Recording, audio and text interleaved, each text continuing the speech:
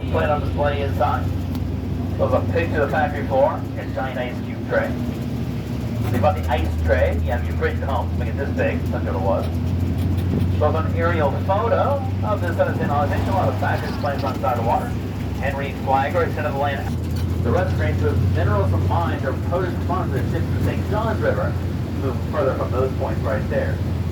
Henry Flagler had no use for the narrow rail or the inconsistent equipment, but he did want the rights of way. Lay down standard gauge rail, the train continued to Jacksonville to New St. Augustine, the terminal where the winery is right now. Then Henry Flagler boarded East Coast Railway, continues up West Palm Beach and Miami, and also Grand Hotel, goes bridges, and trains out to Key West. Your trip is not in there. Get on a cruise ship in Key West, go to Havana, Cuba, if you so desire.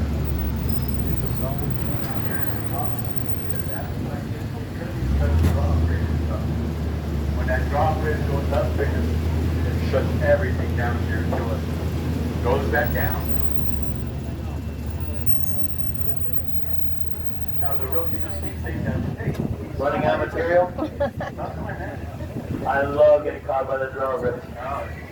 It's like, oh, let me leaf through this book right here. What else can I tell you? oh, Joke? this is the same thing. I mentioned the drawbridge. So it happens at the same time all the time.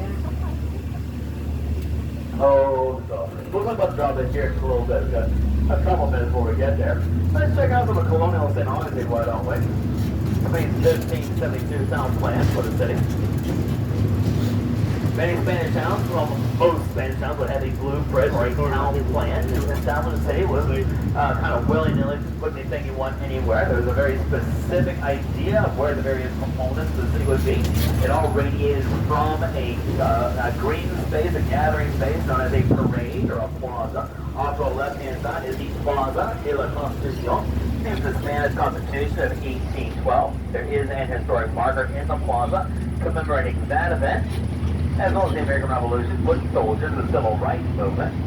The water well at the center plaza, providing free water for the citizens, Spanish St. Augustine, and since the flagpole in front of us, the World War I memorial given to St. Augustine Dr. Andrew Anderson.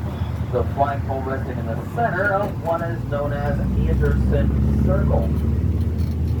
World War II, Vietnam, Korea, and the Gulf Wars, all remembered on a marker on the plaza and to the left-hand side between us and the market.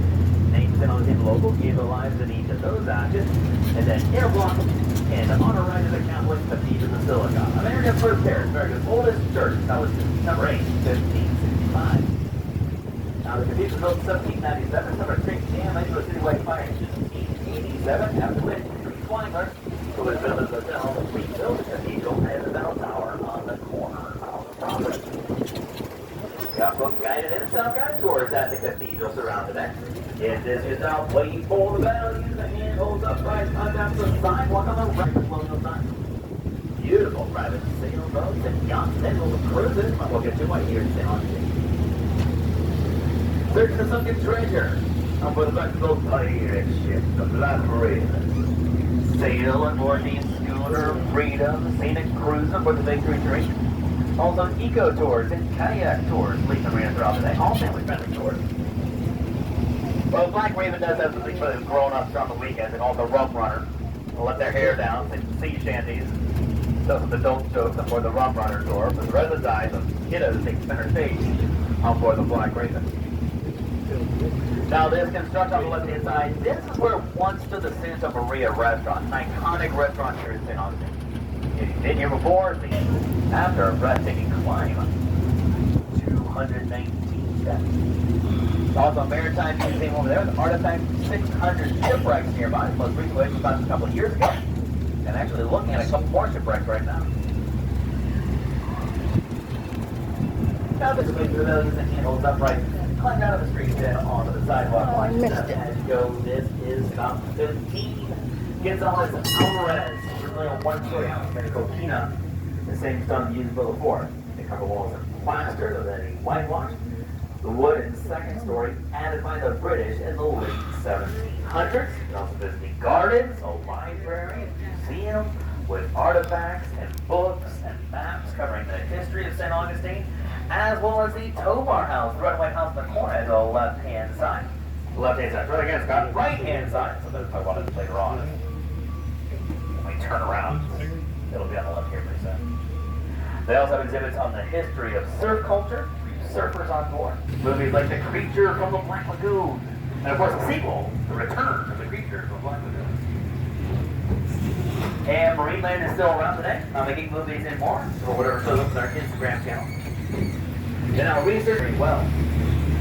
It is not uncommon after attack by cannonballs rescue the basic building or embedded in the wall. No chips, no cracks, no collapses, no significant damage done. You'll definitely be able to see that at the fort. Cocaine is also a porous stone. Water can pass through it easily, even though cannonballs cannot. We consider that moisture, or trapped moisture, would contribute to the deterioration of wood and stone structures. Having a porous stone like coquina means you can have houses like these, as well as Cascadia San Marcos stand for well over 300 years. Just be sure to put plaster over the stones once you get water in your home. But very little coquina here on the mainland. I go to Anastasia Island to find it. It's everywhere over there. One huge coquina deposit across the bay. Our collection of sediment to seafloor that's washed along the east coast of Wisconsin over thousands of years.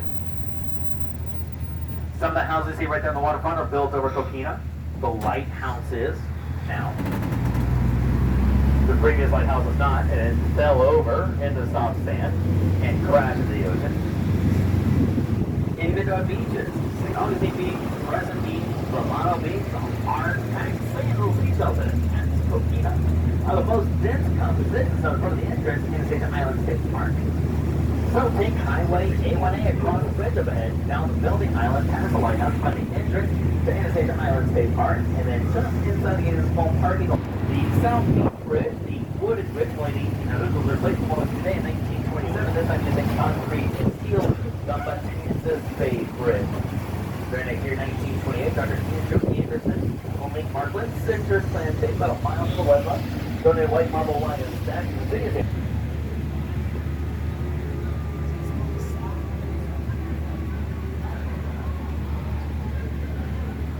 Treasury Street. Yeah, we've been on some narrow streets. I pulled up earlier today. Charlotte is now making that U-turn next to the oldest house. They're not getting a trolley down Treasury, I assure you. You see this house, yellow house at the left-hand side. Green balcony over it. Treasury Street is underneath that green balcony and just about as wide. Blink if you miss it. Here it comes. There it is. And there it goes. Just wide enough for two guards carrying money to the Treasure Ships and Bay and the Treasury at the center of town. Hilton. Still call this body a water home. On the horizon, to our right of the St. Augustine Inlet was built in 1940. Beyond is the Atlantic Ocean, but pointing to the north is Banano Beach, towards the south is Anastasia Island. So the South Coquina was 40 kilometers past the San Marcos, standing right in front of us, the oldest port in the continent of the United States. Never captured, never collapsed, hardly to the strength of that stone. Also, the marksmanship of the soldiers manning the cannons on the roof of the fort. And the gun deck is itself, great views up top. We've got various operational areas of the fort while you're here. The soldiers' barracks, the armory, courtyard, conference, chapel. If you have to do so, wait for the bell. Use the handles upright, come down the parking lot onto the sidewalk once you step. As you go, this is South 17. Castillo, Jason Michael.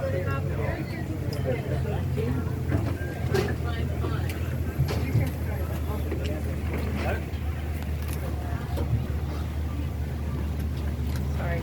You're fine.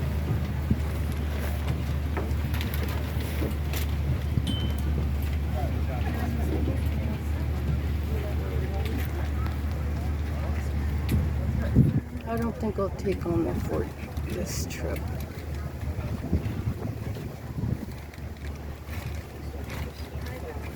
Over 14 feet thick at the base. They tapered about 9 feet thick up top. And water would still get in 14 feet as well. Soldiers are tromping around in puddles.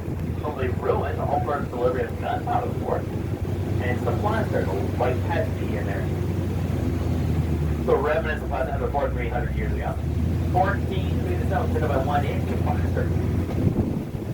The overall furnace on the main side of the board, though, heat cannonballs white hot, the fired at wooden ship, the old quarter experiencing inch of the board right underneath that back roof off our left hand side. The various demonstration day, blacksmithing, woodworking, textile work. They might fire a musket or two while you're on that property. And after an attack in 1702, they would add additional defenses to the city, including the Wall Street and the Kubo line, cutting off all I don't edit, so you stuck with what I give you. on this No episode. offense. Off our left hand side, the original had a wooden drawbridge that still footbridge is right now. Spain raised the drawbridge every night at sunset in St. Augustine. If you found yourself outside the city, the gate was closed, there's nobody let you back in. You had to fend for yourself the following morning. This is not a time to miss curfew. This wall was here for a reason, after all. Ooh, another cemetery. Now to the north of the city gate, from the outside colonial St. Augustine, relatively new development in the late 1800s. The San Marco Hotel, the first grand hotel in the state of Florida, kicking off all those other grand hotels that came after. Once the parking to our left-hand side of the parking garage is there. Yes, its first year in 1885 put in officers of Standard Oil, John D. Rockefeller, Henry Flagler, William Ford. They came year after year. It was not a one-and-done deal.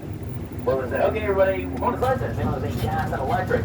Built his winter home on this property in 1887 using poured concrete, like the grand hotels and churches. Take that coquina, mix it with cement. Now you have a large collection of artifacts during his cultures. He visited around the world. Each time Ripley's winter in St. Louis was with these oddities with them. The plan behind the hotel, which referred to as auditorium. After he passed away in 1949, his estate required the property and reopened very next year in 1950 as the world's first Ripley's Believe It or Not Museum. It holds permanent display of his original collection design, and the organization continues to add oddities to this day. If you'd like to see what else on between the pavilions, the hand holds upright. I'm now parking lot onto the sidewalk. One step as you go. This is stop 18, Ripley's Believe It or Not Museum. Watch your head, watch your steps, watch your traffic. Oh, well, thank you so much. Have a wonderful rest of your day. Videos on mission in the name of God. First order of business, Catholic Mass, but it's not about Father Francisco Lopez. The statue of Father Lopez between us and that cross. Depictions of the early events in Spanish and Indian artifacts on display at the Free Museum, right next to the chapel here off to our right-hand side. And also feel free to cross-bench the shrine, the statue, the altar, the cross, and the main front. If you'd like to do so, wait for the bell, use the handles upright, climb down to the parking lot onto the sidewalk, watch your step as you go. This is stop 20. Mission Nombre de Dios, the shrine of Our Lady of La Leche.